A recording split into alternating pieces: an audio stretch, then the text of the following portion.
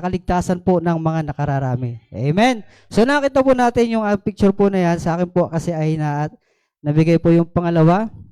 Dahil sinabi po doon na sa verse 43, tuloy-tuloy na po tayo mga kapatid.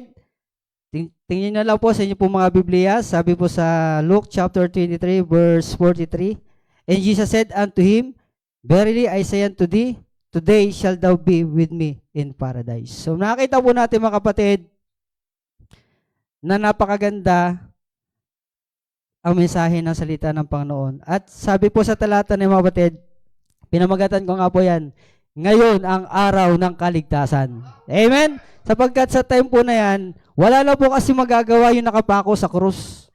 Kaya po yung senaryo po dyan, ipinapakita po ng mensahe po mga kapatid, sabi po dyan, maliwanag po ang sinasabi ng banal na kasulatan ang kaligtasan na hindi kinakailangan po hindi po nakabase sa ginagawa ng tao. Amen? Hindi rin po nakabase sa relihiyon. Sapagkat kung sa gawa lamang po, kanina lang po habang ako bibili ng ulam namin sa palengke, ang dami tawag doon, naghahampas, palas mo, no? Natalsikan pa ako ng dugo eh. Hindi naman ako nanginig. Kasi yung dugo ni Kristo, di ba, nung sinalaksak si Kristo, yung sibat yung tawag ito, yung kawal, nanginig eh. Pero ako hindi eh. Gumano pa nga ako, ano ba yan? Ibig sabihin mo kapatid, hindi po sa pamamagitan ng gawa ang kaligtasan. Hindi na po kinakailangan pong pahirapan po natin ang ating sarili sapagkat meron na po naghirap sa krus ng Kalbaryo. Amen. Nakita po natin mga kapatid, hindi po sa gawa o hindi sa reyon. Sapagkat nakita po natin na nakapako sa krus, walang relihiyong po involved. At wala rin pong, kung mabuting gawa, paano natin po nakapako sa krus? Amen. Kung ang kaligtasan po ay sa gawa, adi sana yung nakapako hindi po na sinabi doon sa krus na doon sa usapan.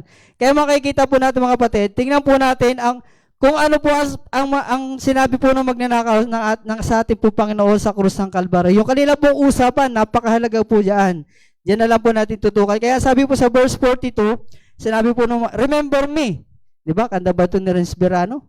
Remember me, 'di ba? Sabi rito, sa verse 42 po, sinabi niya, Jesus, alalahanin mo ako. So, ibig sabihin mga kapatid, sinasabi pong alalahanin, wala na po siyang magagawa sa time po na yon. Kasi siya po ay nakapako na. Lahat, kasama po niya nakapako, isang tulisan, isang magnanakaw. Kaya nga yung isa, di ba? Tinuyapan niya ang Panginoon, ikaw nga ang anak ng Diyos. Iligtas mo ang iyong sarili. Ganon din kami. Pero ang sabi ng isa, tumahimik ka, hindi ka ba nananampalataya? Yung nakapako dyan,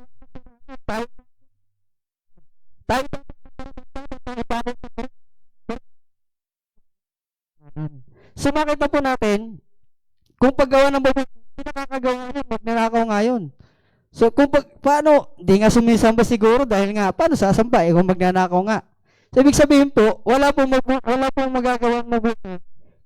Siya ay sasabihin natin ang kaligtasan po ay nakabase sa paggawa ng mabuti. Kaya po mga kapatid, yun yung kahilingan. Ang kahilingan ng magnanakaw o yung kanyang sinasabi, Jesus, alalahanin mo na ako pagdating sa iyong kaharian. Meron pong ginawang pagpapasya na ginawa po doon. Amen? Kaya sasabihin ang kaligtasan meron ginawa Meron nagpasya sa kanyang sarili. Kaya humingi siya ng awa sa Panginoon. Mercy. Humingi siya ng awa.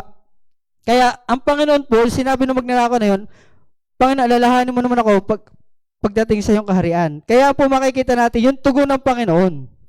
Tumugon po ba ang Panginoon sa kanya? Meron. Kaya makita po natin yung tugon ng Panginoon. Sabi po, ano po ang tugon ng Panginoon? Verse, dyan lang po ulit. Ang tugon ng Panginoon, sinabi niya sa kaniya. Sino ba sabi? Si Jesus, ang ating Panginoon. Kapag sinabi po ng Panginoon, ang sabi po,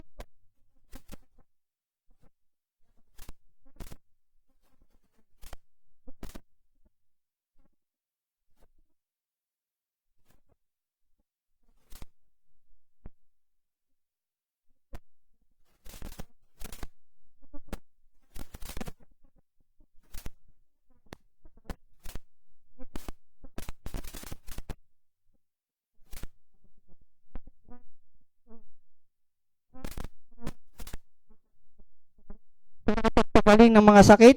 Siya nakapag yung bulag na nagkaroon ng paningin, nagkaroon ng himala, nagkaroon ng mga himala na ginawa ang Panginoon. Katotohanan ng mga sinasabi ng Panginoon. Doon sa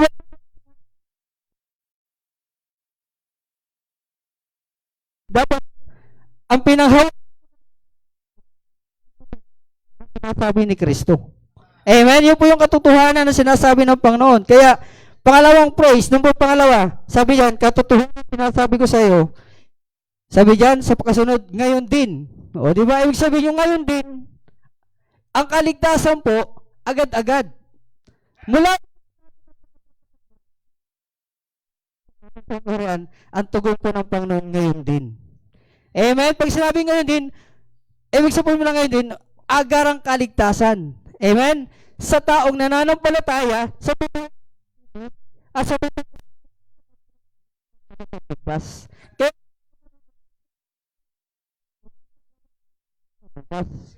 amen. Kaya nga tibuwa pag tayo may mga bisita, pastor,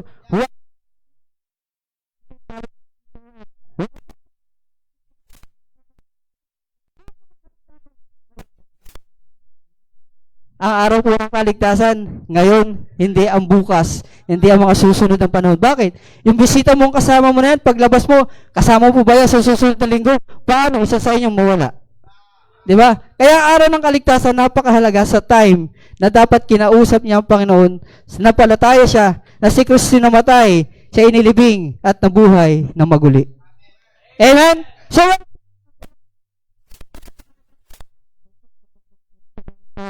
na nagsisisi. Kaya agarang kaligtasan, walang paghihintay. Naghintay pa sa natin ng Panginoon. Tika lang,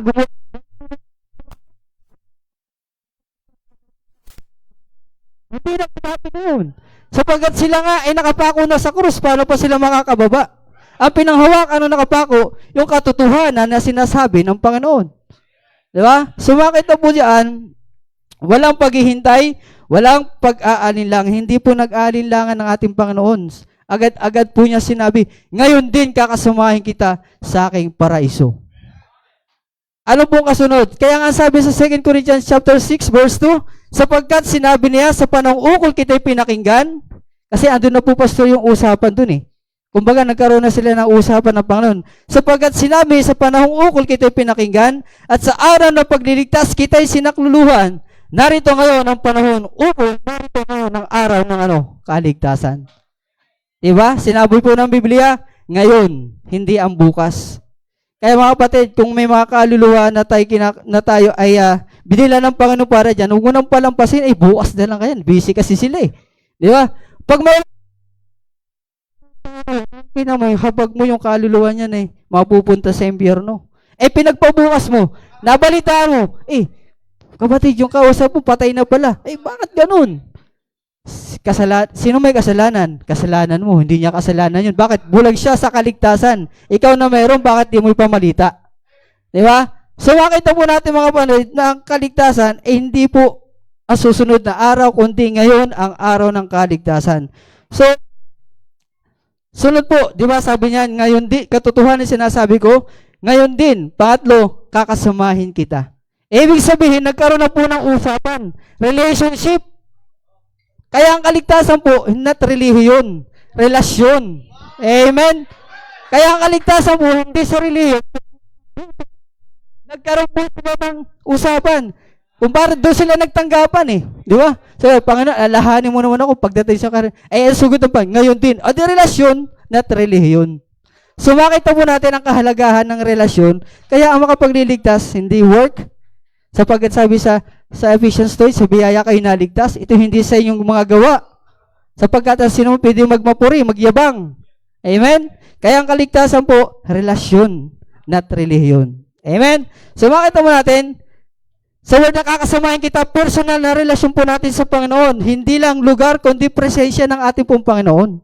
Kaya itong tayo po mga mananampalataya, tayo may relasyon na sa Diyos, sa Panginoon, may pagkakataong pa po tayo para ipagamit natin ang buhay sa Panginoon. Kasi may relasyon po tayo eh. Diyos ang Panginoon saka ikaw, nagtanggapan kayo. Ibig sabihin na nasabi nga lagi sinasabi ng pastor, hindi lang ikaw niligtas para masave sapagkat kung kaligtasan lang usap, pwede ka lang kunin ng Panginoon eh. Ngayon din. pwede ka nang mamatay. Pero bakit binubuhay pa tayo ng Panginoon?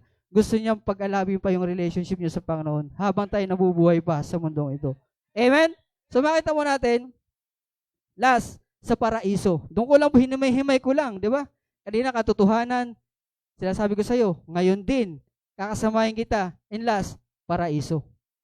Amen? Ang paraiso po na tinutukoy po dyan, bayan ng Panginoon, langit po yan. Kaya sa ang tao ay may relasyon kay Kristo, tinanggap, mayroong pangako siyang Panginoon. Buhay na walang hanggan at langit na bayan. So makikita po natin yan, ang lugar na kapahingahan at kalulhatian, buhay na walang hanggan. Kaya pag once ang Kristiyan, tasan tayo tumanggap kay Kristo, may relationship na kay Kristo, may buhay na walang hanggan. Sabi nga, may mansion may langit, may tahanan, mansion over the hilltop. Amen? So makikita po natin, mga aral na ating matututunan. Una, ang kaligtasan po ay sa biyaya. Amen? Pangalawa, hindi sa gawa. Pangatlo, di ba? Pag-amin ng kasalanan, paglapit kay Jesus, dapat aminin natin, ang ginawa nung nakapako sa krus, seryoso siya sa kanyang ginagawa. Totoo siya sa kanyang sinasabi na hindi niya talaga kaya sa loob niya, walang makapagliligtas sa kanya kundi si Kristo lang. Kaya mga kapatid, ang kaligtasan po, ang pagsisisi, dapat totoo po talaga yan. Hindi po dapat natin biro-biro sapagkat katotohanan sinasabi ng Panginoon, may langit na bayan, may buhay na walang hanggan. Tapos bibiruin mo lang. Totoo ang nagsabi. May authority pa nga Katotohanan sinasabi ko sa iyo, ang nagsasalita po dito, ang Panginoon.